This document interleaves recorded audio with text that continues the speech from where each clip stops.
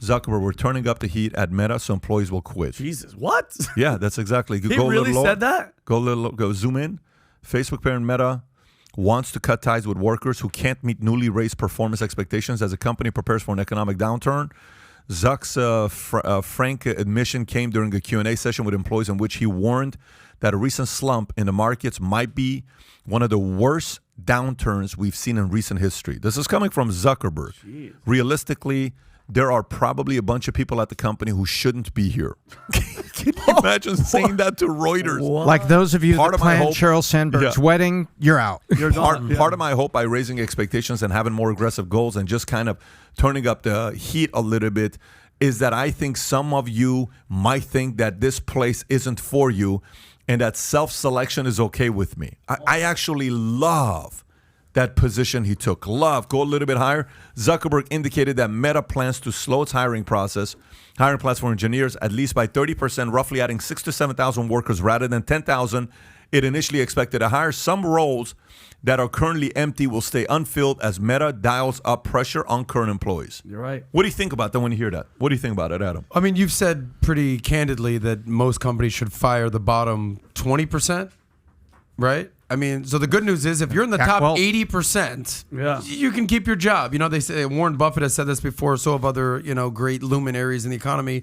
There's one way to be recession-proof or inflation-proof, and that's just to be fucking good at what you do. Exactly. Have a straight-up skill set and be good at it. If you're kind of lollygagging and, there's a difference between a job and a career.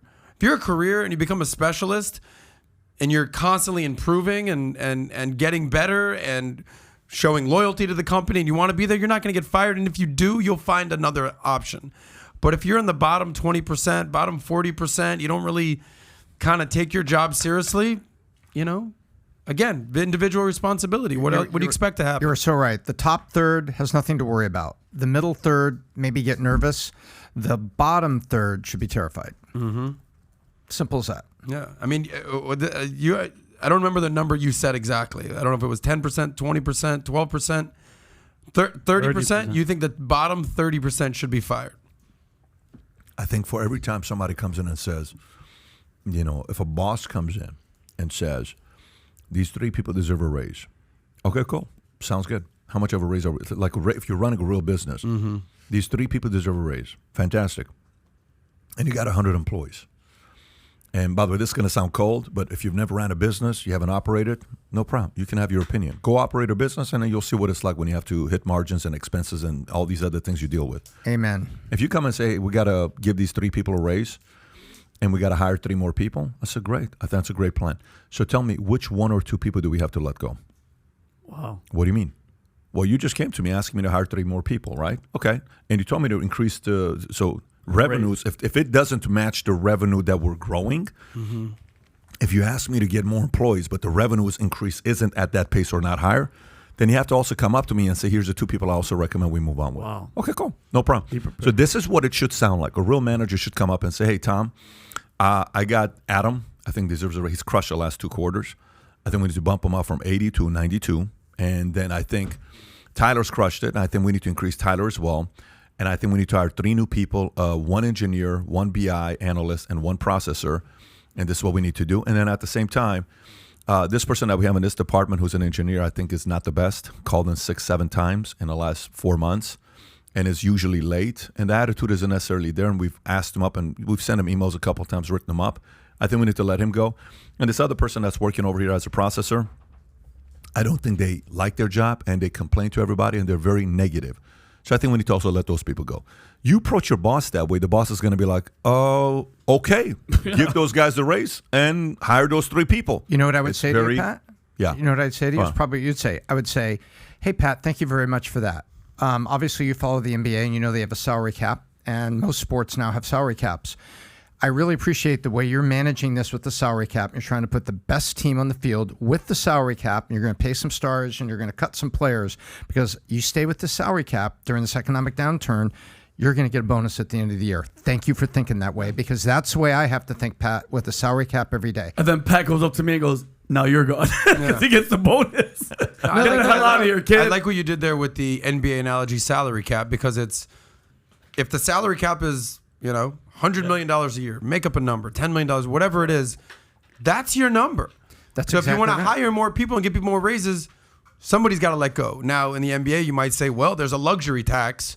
No, so there is no luxury tax. That's my in point. business. Exactly. It's called, you're losing money and you can't. There do you it. go. By the way, It's back in the old days. What they call it, the hard cap. Hard cap. Can you imagine how many people complain about the NBA when they fire the bottom who are not performing and they go hire the top who are performing? Who complains in the NBA? Nobody. But God forbid. That's you. God forbid you do. What do you think is the difference? Both of them are businesses. Exactly. Exactly. The Both of them are 15th man businesses. just had 2 points, 7 turnovers, and a technical foul. It's like, well, we got to let him go. Let's get someone by the way, else. not only that, how come Haslam never gets fired? How come Haslam has a Great job? attitude, shows Because up to work it's the every day. attitude, shows up to work on Leadership. time, sitting there talking Yeah. to the young guy saying, listen, Exactly. drop those 3 girls, be careful getting that Yes. one pregnant. Hero didn't listen, and you got a couple other people that are going through this, but you're having that conversation with the people, right? Okay, He's a go. player coach. He's a player coach. Exactly. You stay on the team. You were going to say something. Yeah, I wonder on that point if there's a layer deeper to this that you see Facebook. This is a little old, but Facebook's their users decline. Okay, you're seeing Elon Musk buying Twitter, cleaning people out. People were revolting. He fired the people at SpaceX who spoke out against him. You're seeing Jeff Bezos have his spats with the administration. I wonder if these business owners are starting to get sick and tired of the inmates running the asylum. And this is a convenient excuse. I wonder if they're starting to push back and say, listen, this is my company. Yep. I'm tired of the culture. I'm tired of the toddlers and babysitting all day. We're going to clean house. We're going to make this work. You're affecting my bottom line, and I'm sick of it. By the way, Good point. say that's it. I support it. Go for it. Yeah. I support it because sometimes, one time, it's 2013, 2014. I am afraid of losing my entire company. As the founder CEO, I am scared. I'm having panic and anxiety attacks every night. Oh, man. Because the business is about to go from what it is to losing 100% of people. And I'm leading through fear and I'm walking on eggshells. So I'm afraid to challenge my guys too much because they may leave me.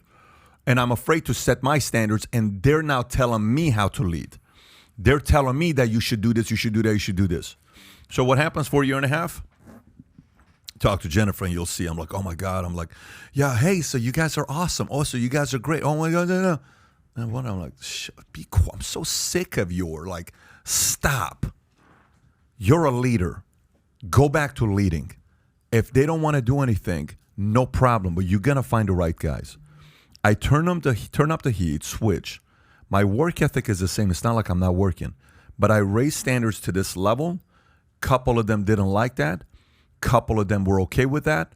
And couple people who were not players went to levels that we never thought they were going to go to. The company took off. Great. But sometimes a Zuck or a Dorsey or anybody will go through the fear of, man, what if we lose that guy? What if we lose this guy? What if we lose that guy? You know, sometimes, like, even when you're creating content, sometimes you're like, man, I can't say that because if I say that, what if we never interviewed that guy? Yeah, I can't say, because we need that guy. Oh, what we need? Be respectful. Give your thoughts. Don't play games. Don't manipulate. Don't be divisive. Straight up show up. Do your best to constantly improve. Realize you don't walk on water. And then all of a sudden you're looking around, you're saying, my God, we got some great people around us. Mm-hmm. We have a very good environment here. People are having fun. People are working. And those who don't want to work hard and those who don't want to have fun and those who this is not the place for you. And that's totally fine. Yep. And if Zuck is going through that, guess what I say to him? Salute. Good job. Good for you. So if you like this clip and you want to watch another one, click right here. And if you want to watch the entire podcast, click right here.